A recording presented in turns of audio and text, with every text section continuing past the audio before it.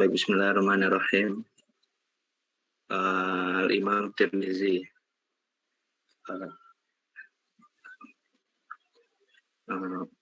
Wakana min kibar ulama lazi yantamuna ila haula'il muslimin Muhammad bin Isa bin Surah bin Musa As-Salami bin Musa As-Sulami At-Tirmizi wa ismu kamil lahu ismu Abu Isa.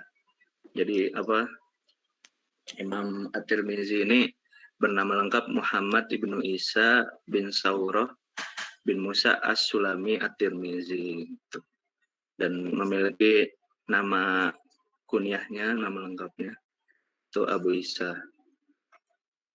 Lalu selanjutnya kelahiran. Imam At-Tirmizi itu dilahirkan di Fimantikoti itu sama At-Tirmiz, di tempat yang bernama Tirmiz, itu mungkin namanya diambil dari situ. Wan sabu ismuhu ila nahrin fil mantikoti, ya itu isama ismuhu ila nahri fi mantikoh, namanya tuh dinisbatkan kepada sungai yang ada di daerah tersebut gitu, daerah Tirmiz tadi.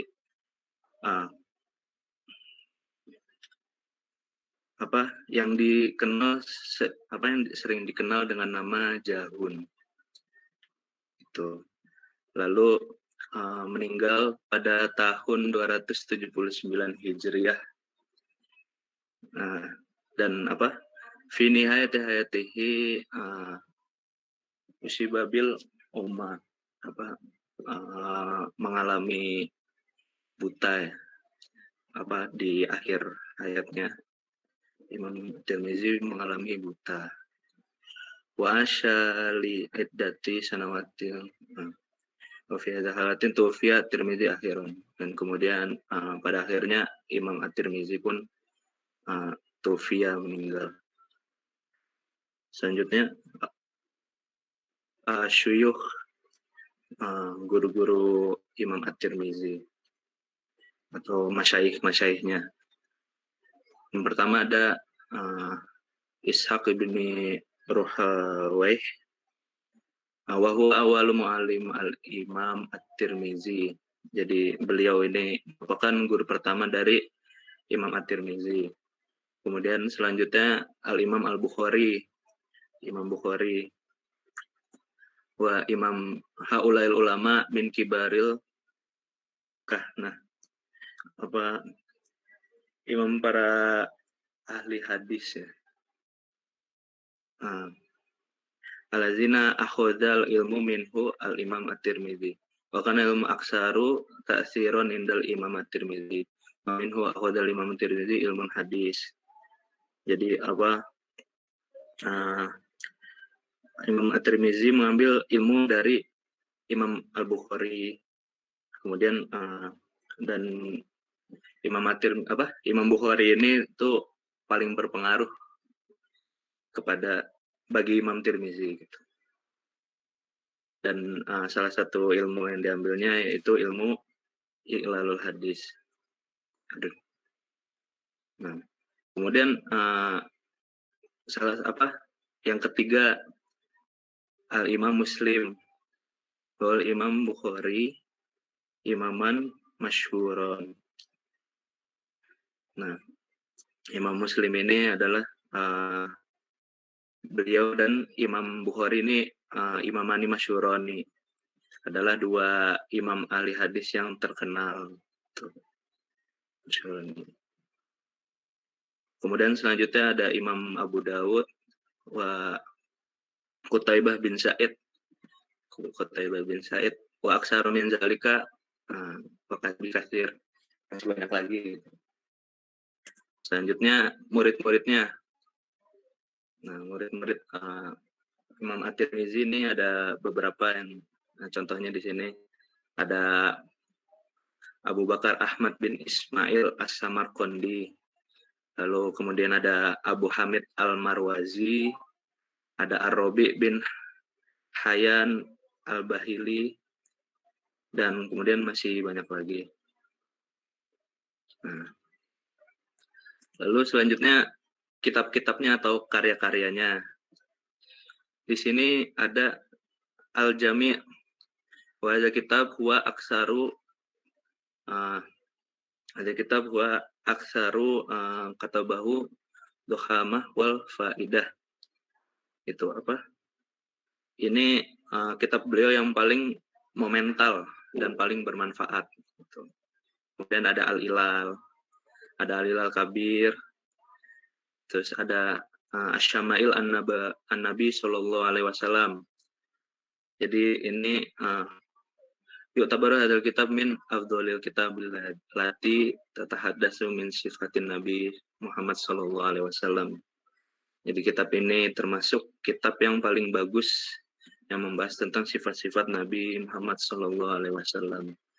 Kemudian ada lagi ini kitab Az-Zuhud, At-Tarikh wa Asma wal Kuna. Kemudian selanjutnya dilanjutkan oleh Muhammad Aziz.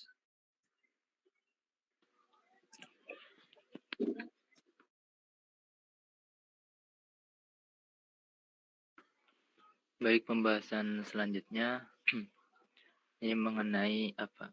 Ad-durusu allati yumkinu an nata'allamuha min qissati rihlati hayatihi. Jadi ini membahas tentang pelajaran ya, pelajaran yang bisa kita ambil dari kehidupan beliau itu, perjalanan beliau dalam menuntut ilmu ke berbagai negara, ada di kufaran, ada di ya mana-mana pokoknya gitu. Nah, pertama yang bisa kita ambil yakni al-jihadu laisa faqat muradifan lis-saifi walakin al-jihadu yumkinu tanfidhuhu bil ma'rifati. Ay al-jihadu muharibatul jahli misluma yaf'aluhul ulama.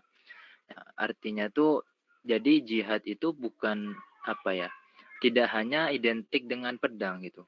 Jadi yang termasuk jihad itu juga memerangi kebodohan seperti yang dilakukan para ulama. Kemudian pelajaran yang kedua yang bisa kita ambil yaitu tansyiatul jili al-qadimi minal mudafi'ina anil islami wa hadhihi al-ummati min khilali tarbiyati abna'ina ala tahmisi lidirasatil dini munzu sagri. Jadi pelajaran yang kedua yakni lahirkan penerus ya. Kita tuh disarankan apa ya untuk melahirkan penerus generasi pembela Islam dan bangsa ini dengan cara apa? Dengan cara mendidik anak-anak kita untuk semangat menuntut dari sejak kecil. Lanjut kalau pelajaran yang ketiga yakni al-ihtiramu wal ihtiram wassalatu min ajlil khairi li ulama'ina alladzina jahadu fi iktisabil ma'rifati ad-diniyati wa ita'iha lil muslimina liddifa'i an hadha ad-dini wa muwasilati jihadil anbiya'i fi nashril ma'rifati ad-diniyah. Jadi kita dianjurkan hargailah, hormatilah dan doakanlah kebaikan untuk para ulama kita yang telah berjuang dalam mendapatkan ilmu agama dan memberikannya untuk kaum muslimin dalam rangka membela agama. Jadi kita harus ini ya, sam'an wa ta'atan gitu sama guru ya, siapapun guru kita, tidak memandang dari tampilan ya, unzur maqala wala tanzur man qala gitulah intinya. Lanjut pelajaran yang terakhir kita ambil yakni tatlubu dirasatil ilmi wa khasatun ilmi dini wujudu ma'lum yumkinuhu fahum al-mutalibina bitilkal ma'rifati li'annahu idza ja'alat nafsaka taqra kitaban faqad yatasabbabu dzalika fi wuqu'il ashkhasi alladziina yaf'aluna dzalika fi akhta'i bisababin su'in fahum inda dirasatil ilmi bi anfusihim.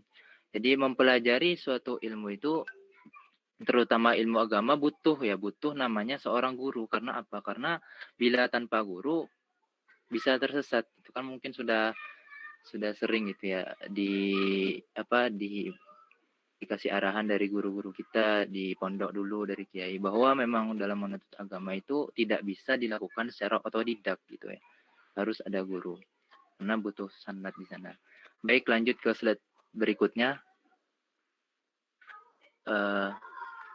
Nah, ini membahas tentang khidmatuhu. Jadi khidmahnya atau jasa-jasa Imam At-Tirmizi ini. Ya, yang pertama waqad alafa kitaban haula al-jami' jam'u fihi al-ahadits al-maqrasati liddahdi ulama'il hartaqati. Jadi salah satu jasa beliau ya sudah sangat masyhur ya. Beliau itu menulis kitab yakni Al-Jami' yang mana di dalamnya itu beliau susun hadis-hadis yang dikhususkan untuk membantah para ahli bid'ah. Ya, di sini keterangannya seperti itu.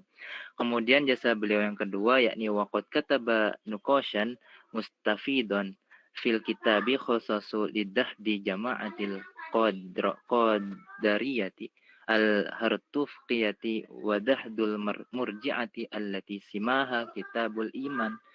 Kemudian beliau juga menulis pembahasan luas ya untuk pembahasan yang luas dalam kitab tersebut Al-Jami' itu dikhususkan untuk membantah kelompok sesat ya Al-Qadariyah dan juga bantahan terhadap Al-Murji'ah yang mana beliau beri nama kitab Al-Iman.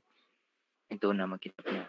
Kemudian yang ketiga kama ajri munaqishatan fi nihayati kitabihi tatawalat ala wajhi tahdidi fadaila sahabatin Nabi sallallahu alaihi wasallam wa isntaini min a'immatina al-khubra'a fil hadits al-Imam Bukhari wal Imam Muslim lidah di syariati rafidati li lakunallahu alaihi. Kemudian beliau juga membuat pembahasan ya di akhir kitab beliau tersebut yang khusus membahas tentang keutamaan para sahabat Rasulullah SAW dan dua imam ahli hadis kita ya Imam Bukhari dan Imam Muslim untuk membantah kaum Syiah Rafidah la'natullah alaihim. Kemudian jasa beliau yang akhir wa fi kitabil jami' ahadits katsiratu tadhidi fahum al-khawarij wal murji'ati wal qadariyati wa takhsusu fi kitabil qadri lidahdi fahum al-qadri allazi yang yungkiru qadrallah. Jadi di dalam kitab Al-Jami' itu pula bahwa terdapat banyak sekali hadis ya, yang membantah pemahaman Khawarij, Murji'ah dan Qadariyah. Dan beliau mengkhususkan pula pada kitab Al-Qadar atau pembahasan Al-Qadar untuk membantah pemahaman Qadariyah yang mendustakan takdir Allah. Baik, mungkin cukup sekian pembahasan dari saya, bisa dilanjut kepada saudara Aan Awaludin.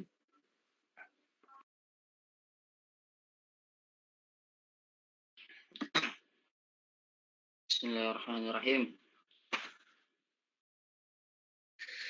Mungkin dengan sistematika penulisan kitab yang digunakan Imam At-Tirmizi di antaranya itu yang pertama ajma'ul ahadisin nabawiyyati bi syakli minhaji, yaitu mengumpulkan hadis-hadis secara sistematis. Nah, yang kedua itu Kishul Ara'i Asyari'ati di adadi min a'immatil mudarrisi bina alal maudu'. Kedua yaitu mendiskusikan opini hukum dari beberapa imam mazhab berdasarkan subjek. Oleh sebab itu At-Tirmizi hanya mencantumkan hadis-hadis yang memang dicantumkan dan dipergunakan oleh para ulama terdahulu sebagai dasar keputusan pemikiran hukum mereka. Meskipun demikian ada beberapa hadis mungkin 3 atau 4 yang dikecualikan dari aturan ini. Yang ketiga, naqisun mustawa jawadat kullu hadisin wa ma idza kana fi hadhihi al-ahadisi amtatun uyubi dhafu aw naqsun fayakunu at-Tirmizi hinaha syarh aqwalati wa naqata du'afuha wa aibuha hadal hadis. mendiskusikan tingkat kualitas masing-masing hadis dan jika pada hadis-hadis tersebut ada beberapa ilat atau kecacatan, kelemahan atau kekurangan, maka At-Tirmizi kemudian akan menjelaskan letak di mana kesalahan atau kecacatannya serta kekurangan dari hadis-hadis tersebut. Nah, lanjut ke slide yang terakhir. Nah, i'tamada al-Imam At-Tirmizi fi hadzal kitab ala ikhrajil ahadits allati amala biha al-ulama wal fuqaha. Wa qad 'abbara an dzalika biqawlihi jami'u ma fi hadzal kitab min al-hadits huwa ma'mulun bihi wa bihi akhdhu ba'du ahli ilmi khala hadisaini. Imam At-Tirmizi dalam bukunya juga meriwayatkan hadis yang diamalkan oleh ulama-ulama dan para ahli fikih dan mengungkapkan dengan mengatakannya semua yang ada dalam kitab hadis ini dapat diterapkan dan dengan itu beberapa ulama mengesampingkan dua hadis. Lakinnahu la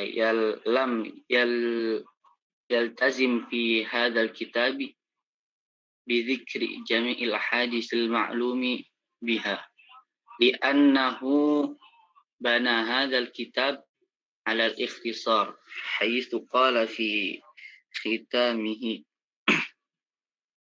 Namun dalam kitab ini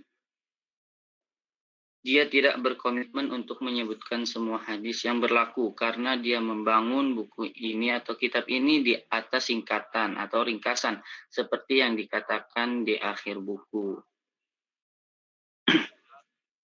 Oke, sekian dari presentasi kami. Apabila ada kekurangan, kami mohon maaf. Assalamualaikum warahmatullahi wabarakatuh.